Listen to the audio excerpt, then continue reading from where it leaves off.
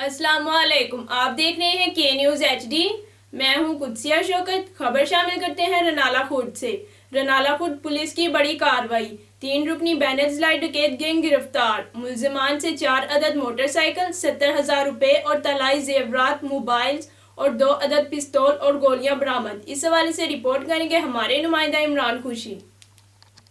جی بالکل، رنالہ خورد پولیس کی کارروائی، 3 رکنی بین الاضلاعی ڈکیٹ گینگ گرفتار۔ ملزمان سے 4 عدد موٹر سائیکل، 70,000 روپے اطلاعی زیورات، 2 عدد موبائل اور گولیاں برآمد۔ ملزمان نے درجنوں وارداتوں کا اعتراف کیا ہے۔ D S P Ehsan Ullah. ملزمان کی شناخت نوید محمد، ارشاد اور وسیم کے نام سے ہوئی۔